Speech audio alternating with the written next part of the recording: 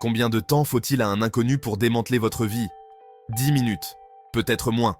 C'est à peine le temps d'un café, d'un appel ou d'un trajet en métro.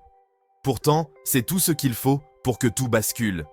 Imaginez un cybercriminel, armé de votre nom ou de votre email, découvrant votre adresse, votre numéro de téléphone, les détails de votre famille et même votre mot de passe préféré.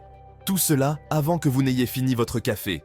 En quelques clics, il peut reconstituer votre vie, pièce par pièce, sans jamais quitter son siège. Ce n'est pas de la fiction. C'est la réalité quotidienne. Des milliers de personnes en font l'expérience chaque jour, souvent sans s'en rendre compte avant qu'il ne soit trop tard. Chaque publication, chaque clic, chaque achat en ligne ajoute à votre empreinte numérique, créant une histoire que vous n'avez jamais voulu partager. Même les détails les plus anodins deviennent des indices précieux pour ceux qui savent où chercher. La menace semble lointaine, jusqu'à ce qu'elle devienne personnelle.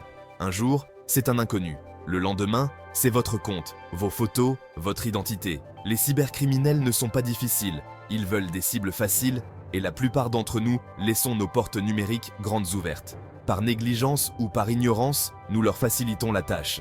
Leurs outils sont simples, publics et efficaces. Pas besoin de techniques sophistiquées, tout est déjà là, à portée de main.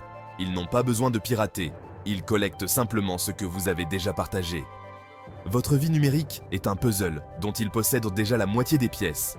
Chaque détail inoffensif devient un point de données puissant lorsqu'il est combiné. Un prénom ici, une date là, et soudain, votre profil complet apparaît. La vraie question n'est pas de savoir à quelle vitesse un cybercriminel peut trouver vos informations, mais ce que vous avez fait pour rendre leur travail plus difficile. Avez-vous pris les bonnes précautions ou leur avez-vous déroulé le tapis rouge? La plupart des gens ne se voient jamais à travers les yeux d'un attaquant. Pourtant, c'est ce regard qui révèle toutes nos failles. Cette vidéo est votre carte pour vous montrer comment les hackers fonctionnent et comment effacer vos miettes de pain numérique. Vous allez apprendre à reprendre le contrôle, étape par étape. Le compte à rebours de 10 minutes a déjà commencé. Il est temps d'agir. Chaque seconde compte et votre vigilance peut tout changer. Êtes-vous prêt à voir ce que l'Internet dit de vous? Commençons. Préparez-vous à ouvrir les yeux sur votre propre exposition. Votre sécurité numérique commence maintenant. Prenez le contrôle, protégez-vous et ne laissez plus jamais votre vie numérique sans défense. David, un comptable méticuleux, pensait être en sécurité en ligne.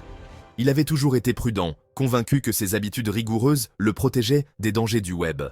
Il utilisait des mots de passe différents pour chaque site, vérifiait ses emails avec attention et maintenait son antivirus à jour, pensant que cela suffisait à le protéger. Un matin, il a reçu un email de sa banque concernant une activité suspecte sur son compte, ce qui a immédiatement attiré son attention. Le logo semblait réel, le langage était parfait, et tout dans ce message respirait l'authenticité. Il lui demandait de vérifier des transactions urgentes. Anxieux, David a cliqué sur le lien sans réfléchir et a entré ses identifiants de connexion sur un site qui ressemblait trait pour trait à celui de sa banque. Rien ne s'est passé. L'écran est resté inchangé. Il a haussé les épaules, pensant à une simple erreur technique. Pourtant, ce simple clic a tout changé, déclenchant une série d'événements incontrôlables. L'email était une attaque de phishing sophistiquée. Le faux site a immédiatement volé ses identifiants bancaires. En quelques heures à peine, des criminels ont vidé son compte bancaire, piraté son email et pris le contrôle de ses finances. Ils ont réinitialisé les mots de passe de ses réseaux sociaux et de son stockage cloud, découvrant des scans de son passeport, de ses factures et d'autres documents sensibles. Ils ont demandé des cartes de crédit en son nom, les ont utilisées au maximum et ont envoyé des messages à ses amis pour des prêts d'urgence, semant la panique autour de lui. Sa réputation et ses finances étaient en ruine et il se retrouvait impuissant face à l'ampleur des dégâts. David a passé des semaines à prouver son identité aux banques et à la police, tandis qu'un fantôme numérique continuait de faire des ravages dans sa vie. Les attaquants n'ont pas utilisé la force brute. Ils ont utilisé l'intelligence, la ruse et la patience pour piéger leurs victimes. Ils ont commencé par son email, trouvé dans une fuite publique, puis ont utilisé l'OSINT pour en savoir plus sur sa banque, ses habitudes et ses faiblesses potentielles. Son erreur n'était pas seulement de cliquer sur le lien, c'était aussi de laisser des indices en ligne, des traces numériques qui rendèrent l'arnaque crédible et personnalisée. Cela arrive à des milliers de personnes chaque jour, partout dans le monde, sans distinction d'âge ou de profession. La leçon ? Votre trace numérique, aussi anodine soit-elle, peut être transformée en arme en quelques minutes par des cybercriminels déterminés. La vigilance est votre première défense. Restez attentif, questionnez chaque message et ne baissez jamais la garde. Ne leur facilitez pas la tâche. Protégez-vous, car parfois, un simple clic peut suffire à tout perdre.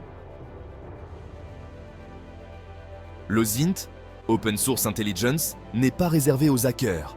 C'est l'art de trouver et d'analyser des informations publiques, sites web, réseaux sociaux, forums, actualités et plus encore. Pensez-y comme à un travail de détective numérique. Aucun piratage n'est requis. L'OSINT est neutre. Son pouvoir dépend de qui l'utilise et pourquoi. Les criminels utilisent l'OSINT pour profiler des cibles, mais vous pouvez l'utiliser pour vous protéger. En apprenant l'OSINT, vous voyez votre empreinte numérique comme les autres. Faites un audit de vous-même. Qu'y a-t-il là-bas? Qu'est-ce qui peut être utilisé contre vous? L'OSINT est une autodéfense numérique, vous permettant de repérer et de corriger les vulnérabilités. La connaissance est votre bouclier. L'OSINT n'est pas réservé aux professionnels de la cybersécurité. La police l'utilise pour traquer les criminels. Les journalistes l'utilisent pour dénoncer la corruption. Les entreprises l'utilisent pour la recherche et le recrutement. Les recruteurs vérifient les candidats avec l'OSINT. Les entreprises surveillant leurs concurrents. Si les professionnels utilisent ces outils, les criminels aussi. Vous devriez les utiliser aussi. Pour vous protéger, évaluer de nouveaux contacts et repérer les signaux d'alarme. Dans le monde numérique, l'information est un pouvoir. Si vous ne gérez pas vos données publiques, quelqu'un d'autre le fait. Prenez le contrôle avant que quelqu'un d'autre ne le fasse. Voyons à quelle vitesse un profil complet peut être construit à partir d'un simple email. L'enquêteur Anna reçoit l'adresse david.leroy88@email.com et se lance dans l'enquête, curieuse de voir jusqu'où elle peut aller avec si peu d'informations. Elle devine rapidement. David Leroy, probablement né en 1988, en se basant sur l'adresse email. Une recherche Google relie ce nom et cette année à un forum de course à pied. Un utilisateur d'éveil L88 s'entraîne pour le marathon de Paris, partageant ses progrès publiquement. Anna vérifie ce nom d'utilisateur sur différentes plateformes à l'aide d'outils OSINT comme Sherlock, qui permettent de retrouver des profils associés à ce pseudo. Les résultats affluent. Twitter, Instagram et même un blog de voyage personnel, tous liés à la même identité numérique. Twitter est privé, mais la bio révèle « Marketing chez Tech Solutions, Lyon », donnant des indices sur sa vie professionnelle et sa localisation. Instagram, en revanche, est public.